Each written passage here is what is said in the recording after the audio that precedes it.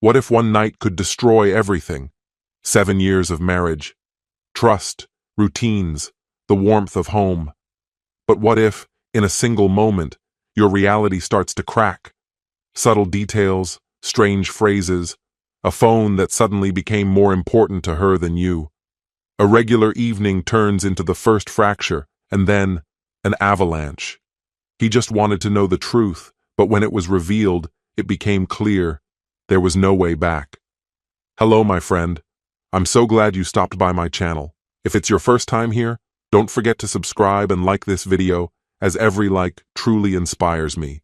Please tell me which city and country you watched this video from. Now, let's get started. The November air was sharp that evening, crisp enough to bite at my lungs with each breath. Sabrina had mentioned she'd be spending the night out with her friends, and I had no reason to doubt her.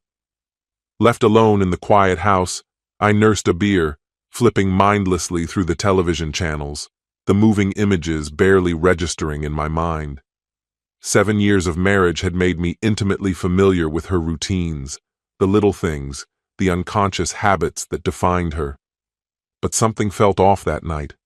Her last message had been brief. Heading home soon. Love you. On the surface, the words were ordinary, unremarkable, yet there was a forced quality to them, an unnatural warmth that didn't sit right. Just past midnight, the sound of the door opening broke the silence. She entered with a soft laugh, her heels clicking against the hardwood. Her hair was slightly tousled, as if she had been caught in the wind, or someone's hands. Her cheeks were flushed, and a different scent clung to her, not the familiar perfume she always wore, but something heavier, deeper, masculine. I didn't say anything at first. I simply observed as she kicked off her heels, tossed her purse onto the counter, and let out a sigh, the kind of exhale that came from having an incredible time. "Good night?" I asked, keeping my voice neutral. She flashed a smile, too quick, too bright. "Yeah, it was fun." Her back was turned as she spoke, a subtle but telling move. "Just drinks and catching up, the usual." I nodded as if I believed her, but my gut twisted. I knew my wife, and something wasn't right. She curled up on the couch, phone in hand, scrolling through messages, occasionally laughing at something on the screen. But there was a shift in the way she held it, closer to her chest, more guarded. I took a slow sip of my beer, suppressing the storm brewing inside me. No need to overreact, not yet. Better to watch, to wait, to let the truth surface in its own time. The days that followed were unremarkable on the surface. Sabrina moved through our routines with ease, smiling at my jokes, leaving soft kisses on my lips, texting me throughout the day just like always. But the unease in my gut never faded. Then, on Friday night, she mentioned she was going out again. "Another girls' night?" I asked, keeping my voice steady. She nodded while fastening an earring. "Yeah, Arya and Chloe want to check out that new bar downtown." I studied her for a moment. She looked stunning, too stunning. A sleek black dress that I couldn't recall seeing in ages. Her hair styled in effortless waves, perfume lingering in the air just a bit stronger than usual. "All right," I said after a pause. "Enjoy yourself." She leaned in for a quick kiss, grabbed her purse, and glanced back at me. "Don't wait up." But I did. An hour later, my phone buzzed. It was David, my best friend. "Hey man," I answered. He skipped the pleasantries. "Jeremy, listen, I'm at that bar Sabrina mentioned." I straightened. "Yeah, I know. She said she was out with the girls." David hesitated. "She is. But there are guys here too." A cold sensation crept through me. "What are you getting at?" "I've been watching her for a while. She's really close with one of them, laughing, touching his arm, hugging him. It looks bad, man." A hollow stillness settled over me. My grip tightened around the phone. "I'm coming." In seconds, I had my keys and was out the door. My knuckles turned white against the steering wheel as I drove, my jaw clenched so tight it ached. Sabrina, my wife, with another man. Laughing, leaning in close, her hands grazing his arm. The mere thought sent a fire through my veins. But before I could reach the bar, my phone rang again. David. They're leaving. I exhaled sharply. Are you sure? Yeah. She and the group just got into an Uber. The guy she was with went with them. My fingers curled around the steering wheel until my nails dug into my palm. All right, thanks. By the time I reached the bar, the neon lights still flickered against the packed crowd, music thrumming through the air. David stood near the entrance, a nearly empty beer in his hand. Tell me everything, I demanded. He sighed. She wasn't all over him, but it wasn't just friendly either. She kept leaning in, laughing at everything he said, touching his arm. His eyes met mine, steady. It wasn't how a married woman acts, Jeremy. I didn't answer right away. I simply nodded, my mind absorbing the weight of it all. You good? David asked. I swallowed hard. Yeah. My voice was empty, hollow. But I wasn't okay. I drove home, my thoughts tangled in a storm of anger, suspicion, and that sinking feeling of betrayal. The hours crawled by. 1 o'clock, then 2, still no sign of Sabrina. Finally, the front door creaked open. She stepped inside, reeking of alcohol, her face flushed, her movements slow and careless. I rose to my feet and waited. Where were you? I asked, watching as she slid off her heels with practiced ease. I told you already. We went to that new bar downtown, she answered, her voice effortlessly casual. I narrowed my gaze. That's odd. I spoke to David earlier. He mentioned he was there too, but he didn't mention seeing you. For a split second, something flickered in her expression. Uncertainty, hesitation. But she recovered quickly. Oh, right. We actually stopped somewhere else afterward, she added, rubbing her temple like she was trying to piece together the timeline. Maybe we had already left by the time he arrived. I watched her closely. She was lying. It was evident in the way she avoided my eyes, the way her voice carried just a little too much ease. But I didn't call her out. Not yet. I simply nodded, letting the moment pass. Maybe, I murmured. She smiled, brushing past me toward the stairs, but as I watched her retreat, a knot tightened in my chest. This wasn't paranoia. Something was wrong, and I intended to find out exactly what. The next morning, Sabrina stood at the stove, humming softly as she flipped pancakes. The tune was light, effortless, completely at odds with the woman who had crawled into bed at 2 a.m. with an excuse that didn't quite add up. She moved around the kitchen as she always did after a night out, as if nothing was amiss. To anyone else, she looked like the picture of normalcy, but I knew better. Then her phone buzzed against the counter. She ignored it. That was unusual. Sabrina was always checking her phone, Instagram, group chats, emails. She never left a notification unanswered, even if it was out of sheer habit. But this time, she didn't even glance at the screen. She acted like she hadn't heard it at all. And that made my stomach tighten. Another vibration. My eyes flickered from her to the phone just as it lit up. A name appeared. Ryan. Someone I didn't know. My pulse quickened. Maybe it was innocent, a coworker, an old friend. But the same instinct that had nagged at me the night before whispered something different. Who's Ryan?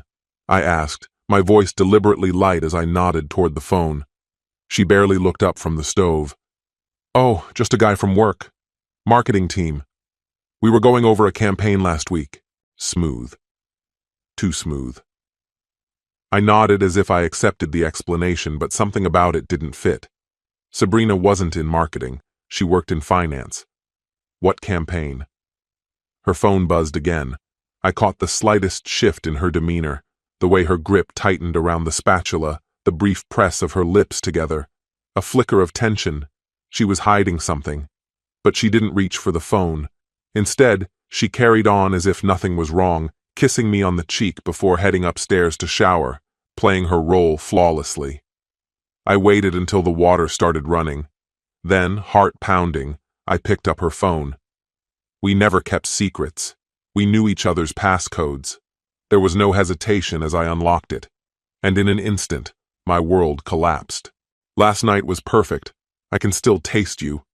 Pain stabbed through my chest as I scrolled, my vision blurring. Wish we had more time. I miss you already. Then the photos. Sabrina, sitting in a dimly lit restaurant, a wine glass in hand, leaning into a man I had never seen before. Laughing, smiling, radiating happiness. This wasn't just a lapse in judgment. The messages stretched back for months, longer than I wanted to believe. Hotel reservations, inside jokes, plans for future weekends, pet names whispered through text. My grip on the phone tightened with every message I read. This wasn't just an affair, it was a relationship. A second life built behind my back. The shower shut off. I inhaled sharply, forcing my hands to steady as I placed the phone exactly where I had found it, my fingers trembling slightly as I withdrew. Upstairs, I heard her moving, the floorboards creaking beneath her steps as she dressed, unaware that the web of lies she had spun so carefully had just unraveled. In a few minutes, she'd come downstairs, smiling, pretending, playing the part of the devoted wife, acting as if she hadn't just destroyed everything we had built. I gripped the edge of the table, grounding myself. This wasn't the moment to confront her. Not yet. The next morning, clarity settled over me. I had enough evidence to end this, but I wanted more. Something indisputable. Something she couldn't talk her way out of. I wasn't going to ask her for the truth. I was going to make sure she had no choice but to face it. That same day, I hired a private investigator. Someone discreet, professional. Someone who had seen this kind of betrayal more times than he could count. Follow her, I instructed. And then, I waited. I gather every piece of evidence. Photos, videos, receipts, anything that solidifies the truth. The investigator gave a curt nod. Give me a week. I didn't have to wait nearly that long. Sabrina made it almost too easy. By the third day, I had everything I needed. Pictures of her draped over Ryan outside a bar, their fingers laced as they disappeared into a hotel, undeniable proof of an overnight stay. The evidence wasn't just damning, it was irrefutable. Any pain I had once felt had long since hardened into something sharper, a cold, unwavering resolve.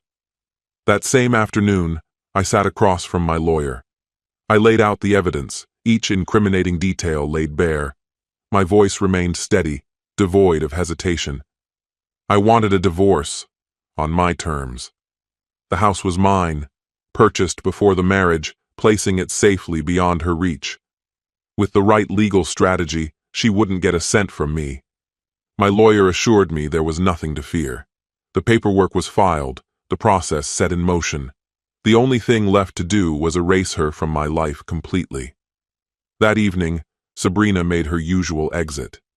Out with the girls, she said, slinging her purse over her shoulder, pressing a light kiss to my cheek as if nothing had changed. As if she hadn't been betraying me over and over again. The moment she stepped out, I made the call. The locksmith arrived within the hour. Change them all, I instructed. He complied without hesitation. By the time he finished, Sabrina was officially locked out. I went upstairs and methodically packed every last one of her belongings, clothes, shoes, makeup, jewelry, even those ridiculous scented candles she insisted on keeping everywhere. Once everything was neatly stacked by the door, I sat back and waited. At precisely 1:53 a.m. I heard it, the soft scrape of her key against the lock. A pause. Then the rattle of the handle, followed by a sharp knock, escalating into urgent pounding. And then her voice, confused and irritated. What the hell? I took my time reaching the door, finally opening it to meet her furious gaze. Jeremy, my key isn't working. Arms crossed, I met her eyes evenly. Yeah, because I changed the locks. She blinked, momentarily stunned. What? Wordlessly, I reached for the folder the investigator had compiled, flipping it open to reveal the damning images. Her and Ryan locked in an embrace, fingers entwined, vanishing into a hotel together. The color drained from her face. "Jeremy, we're done." My voice carried no emotion. "I know everything." She froze, eyes fixed on the evidence as if she could somehow will it out of existence. "Jeremy, this isn't what it looks like." A hollow laugh escaped me. Don't insult my intelligence. This has been going on for months. Lies, deception, sneaking around, coming home to me like nothing had changed." Her eyes glistened with fabricated tears. "Please, let's talk." I lifted a hand, cutting her off. "No, there's nothing left to discuss. You don't live here anymore." Her breath caught as I stepped aside, revealing the neatly packed suitcases by the door. "Take your things and go." Her lips parted, her breath uneven. "You can't just—" "I already filed for divorce," I interjected. "And this is just the beginning." That was when she broke. Tears streamed down her face as she pleaded, her voice quivering. "Jeremy, please, we can fix this." I shook my head. "No, you shattered this, and I'm done cleaning up the pieces." And then, I did the one thing she never expected. I lifted her bags and carried them outside without another word. She remained frozen in the doorway, watching in stunned silence as I placed them neatly on the porch. When I turned back, her face was ghostly pale, her eyes wide with disbelief. "Goodbye, Sabrina." Then, without a moment's hesitation, I shut the door in her face. The divorce was swift and merciless. Sabrina, of course, fought back. She played the remorseful wife, desperate to undo the damage. She sobbed in court, pleaded with my lawyer, flooded my phone with long, pitiful messages about how she still loved me. None of it mattered. I had proof. Every lie, every betrayal, every stolen moment she thought she had hidden. My lawyer dismantled her feeble attempts at a defense with ruthless efficiency, leaving her with no ground to stand on. By the end, she walked away with exactly what she deserved. Nothing.